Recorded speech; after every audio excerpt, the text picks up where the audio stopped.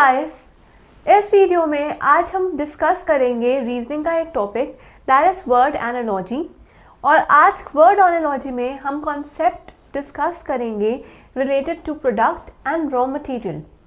अब word analogy होती है वर्ड कोरिस्पोंडेंस, मतलब हमें दो वर्ड्स प्रोवाइडेड होंगे इन पेयर और हमें उन दोनों के बीच में रिलेशनशिप फाइंड आउट करना है और वही रिलेशनशिप हमें अपने दूसरे पेयर पे अप्लाई करना है in order to complete the other pair. Analogy basically मतलब होता है एंटिटीज का। एनालॉजी का एक्चुअल मीनिंग होता है कोरिस्पोंडेंस, मतलब एक वर्ड के कोरिस्पोंडिंग दूसरा वर्ड कैसे आया, ये एनालॉजी हमें डिपिक्ट करती है। अब एनालॉजी की होती हैं 4 एंटिटीज। जो ये कॉन्सेप्ट है 4 एंटिटीज वाला, वो हर एनालॉजी के ऊपर अप्लाई हो सकता है, चाहे वो लेटर एनालॉजी हो, वर्ड एनालॉजी हो या नंबर एनालॉजी हो। हर इन तीनों में सेम कॉन्सेप्ट अप्लाई होगा। वो कॉन्सेप्ट है 4 एंटिटीज का। अब 4 एंटिटीज मतलब एंटिटी 1, एंटिटी 1 को कोरिस्पॉन्ड करती है एंटिटी 2। ऐसे ही एंटिटी 3 को कोरिस्पॉन्ड करती है एंटिटी 4। ऐसे हमारे पास 4 एंटिटीज प्रोवाइडेड होंगी, entity 1, entity 2, entity 3 and entity 4। जहाँ पर एंटिटी 4 एक क्वेश्चन मार्क होगी हमारे पेपर में और हमें ये एंटिटी 4 जो है वो फाइंड आउट करनी होगी। इसका लॉजिक क्या होता है कि हमारे पास ये 2 एंटिटीज प्रोवाइडेड होंगी। हमारा रोल ये है कि इन 2 एंटिटीज के बीच में जो भी रिलेशनशिप है या जो भी पैटर्न है या जो भी लॉजिक है वो हमें फाइंड आउट करना है। वही लॉजिक हमें अप्लाई करना है एंटिटी 3 के ऊपर so that we can get entity 4। अगर ये रूल समझ आ गया, ये मेथड समझ आ गया, मतलब एनालॉजी क्लियर है हमें, क्योंकि यही लॉजिक है एंटिटी 4 को फाइंड आउट करने के लिए।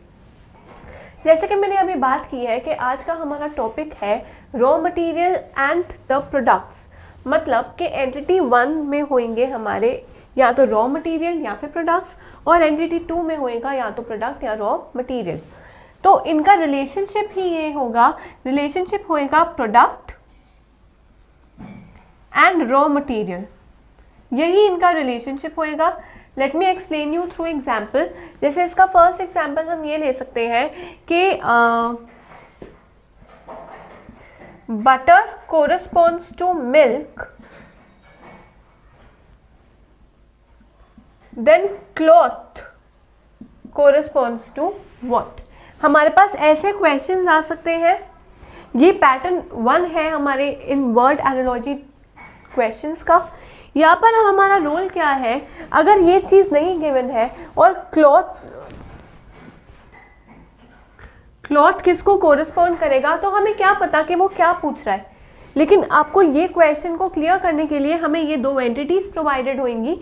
इन 2 एंटिटीज में हम रिलेशन फाइंड आउट करेंगे कि बटर मिल्क से बनता है। बटर मतलब मिल्क होता है एक रॉ मटेरियल और जब हम मिल्क को चर्न करते हैं तो हमें बटर मिलता है। तो ये जो है हमारे पास ये फाइनल प्रोडक्ट है। तो रिलेशनशिप हमें पता लग गई कि प्रोडक्ट का है और रॉ मटेरियल का है। यही रिलेशनशिप हम अपनी नेक्स्ट एंटिटी के ऊपर अप्लाई करेंगे, मतलब क्लॉथ एक प्रोडक्ट है और क्लॉथ किस चीज से बनता है ये हमें फाइंड आउट करना है। तो क्लॉथ बनता है फाइबर से और फाइबर हो गया हमारा आंसर। तो ऐसे ही हम अपनी मिसिंग एंटिटीज को निकाल सकते हैं, आइडेंटिफाई कर सकते हैं। आइडेंटिफिकेशन के लिए हमें फर्स्ट 2 एंटिटीज के बीच में रिलेशनशिप निकालना है। वही रिलेशनशिप जब हम एंटिटी 3 के ऊपर अप्लाई करेंगे तो हमें अपना डिजायर्ड आंसर मिल जाएगा। तो यहाँ पर आपने देखा होगा कि ये रीजनिंग का कम और जनरल नॉलेज के क्वेश्चंस हमें ज़्यादा दिखाई दे रहे हैं। तो वर्ड एनालॉजी में जो जितने भी टॉपिक्स हैं सारे टॉपिक्स जनरल नॉलेज को रिलेट करेंगे। तो अगर वर्ड एनालॉजी को आपने ढंग से पढ़ना है और उनको समझना है और अगर आप चाहते हो कि आपके वर्ड एनालॉजी में अच्छे नंबर आए, तो एक ही सजेशन दूंगी कि जनरल नॉलेज अपनी स्ट्रॉन्ग रखिए और ये एक कॉन्सेप्ट है। ऐसे और कॉन्सेप्ट्स को पढ़ने के लिए, समझने के लिए आप मेरी बाकी वीडियोस को भी देख सकते हैं रिगार्डिंग वर्ड एनालॉजी, जिसमें डिफरेंट कॉन्सेप्ट समझाए गए हैं। For example state and currency, state and capitals, animals and the young ones, animals and the dwelling places, there are an number of topics. तो हर टॉपिक को देखिए, उन्हें समझिए in order to score good. अब हम बनाएंगे नेक्स्ट एक टेबल। उन टेबल्स के कोरिस्पॉन्डिंग हम थोड़े से क्वेश्चंस को डिस्कस करेंगे regarding product and raw material. So now let us draw the table. In table के होंगे 2 कॉलम। कॉलम 1 में हम डेडिकेट करेंगे कॉलम 1 प्रोडक्ट को, और कॉलम 2 में हम बताएंगे कि कौन से रॉ मटेरियल से वो प्रोडक्ट बनता है, या उस प्रोडक्ट को बनाने के लिए हमें कौन सा रॉ मटेरियल चाहिए। अब रबर, हम सबको पता है कि रबर बनता है लैटेक्स से, तो लैटेक्स से रबर बनेगा, तो रॉ मटेरियल क्या हो गया, लैटेक्स, क्योंकि अगर लैटेक्स नहीं होएगा तो रबर हमें नहीं मिलेगा। नेक्स्ट, जो भी फर्नीचर है हमारे पास, उस फर्नीचर को बनाने के लिए हमें ज़रूरत होती है वुड की। देन नेक्स्ट, शूज बनते हैं लेदर के। फिर पेपर बनाने के लिए हमें ज़रूरत होती है पल्प की। ऐसे ही बुक बनाने के लिए हमें ज़रूरत होती है पेपर की। तो ये कुछ एग्जाम्पल्स हैं। अब इन एग्जाम्पल्स को देखते हुए हम थोड़े से क्वेश्चंस अटेम्प्ट करते हैं। अब फर्स्ट क्वेश्चन हो गया, शूज कोरिस्पॉन्ड करते हैं लेदर को, तो ज्वेलरी किसको कोरिस्पॉन्ड करेगी, ये हमारा क्वेश्चन है। That if shoes corresponds to leather या shoes is related to leather in some way, then how is jewellery related to what. इसको फाइंड आउट करने के लिए हम इन दोनों के बीच में पहले रिलेशनशिप देखेंगे कि क्या रिलेशन है। हमें पता है कि शूज जो है वो एक फाइनल प्रोडक्ट है, और लेदर जो है वो एक रॉ मटेरियल है जो हमें शूज बनाने के लिए रिक्वायर्ड है। तो ऐसे ही शूज एक प्रोडक्ट हो गया और लेदर बन गया उसका रॉ मटेरियल। अब ऐसे ही हम ज्वेलरी को देखेंगे कि ज्वेलरी एक प्रोडक्ट है, और ज्वेलरी किससे बनती है। अब अगर ऑप्शंस में आपके पास आया स्टील, पेपर और आयरन एंड गोल्ड, तो हम गोल्ड के ऊपर कर देंगे टिक मार्क, ठीक है। अब चाहे वो गोल्ड हो, चाहे वो सिल्वर हो, चाहे वो डायमंड हो या रूबी हो, इन सारी चीज़ों से हमारी ज्वेलरी बन सकती है, राइट। तो जो भी ऑप्शन आएगा इनमें से हम उसे टिक कर देंगे।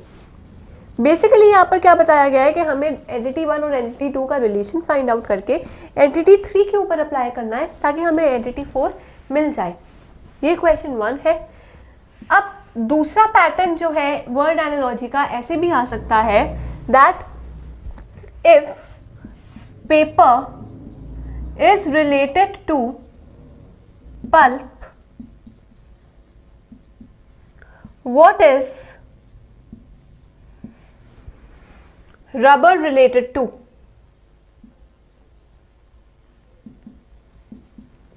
अगर पेपर रिलेट करता है पल्प से, मतलब पेपर और पल्प का कोई लॉजिक है, ऐसे ही लॉजिक को अगर हम रबर पे अप्लाई करें तो हमें क्या मिलेगा।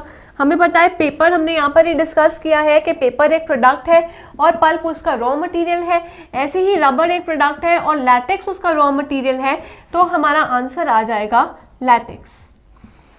तो इन क्वेश्चंस को सॉल्व करने के लिए सिर्फ एक ही ट्रिक है कि एंटिटी 1 और एंटिटी 2 के बीच में हमें रिलेशनशिप फाइंड आउट करना है, और जो भी रिलेशनशिप है वो हम अपनी एंटिटी 3 के ऊपर अप्लाई कर देंगे।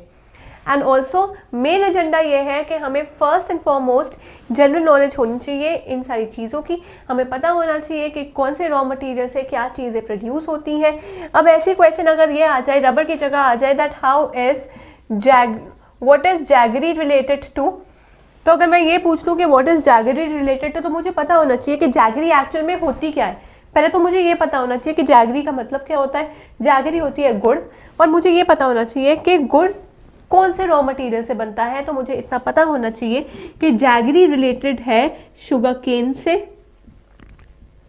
तो दोनों बातें हैं, एक तो हमें नेम्स थोड़े एडवांस याद होने चाहिए और दूसरा हमें रिलेशनशिप या लॉजिक पता होना चाहिए कि कौन सा वर्ड किस वर्ड से कैसे रिलेट करता है। तो ऐसे क्वेश्चंस को और अटेम्प्ट कीजिए, और अटेम्प्ट करने के लिए आप रजिस्टर कीजिए हमारे ऑनलाइन पोर्टल पे, दैट इज www.abhyasonline.in। रजिस्टर करने के बाद आप वर्ड एनालॉजी के ऊपर क्वेश्चंस को अटेम्प्ट कीजिए ताकि आपको समझ आ जाए कि कौन से कॉन्सेप्ट्स कैसे पूछे जा सकते हैं और कौन से ऐसे कॉन्सेप्ट्स हैं जिनमें अभी भी आप वीक हो और आपको और ज़्यादा प्रैक्टिस की ज़रूरत है, क्योंकि जब तक हम प्रैक्टिस नहीं करेंगे हम अपने एग्जाम्स में अच्छा स्कोर नहीं ला पाएंगे। So in order to score good, keep learning and keep practising.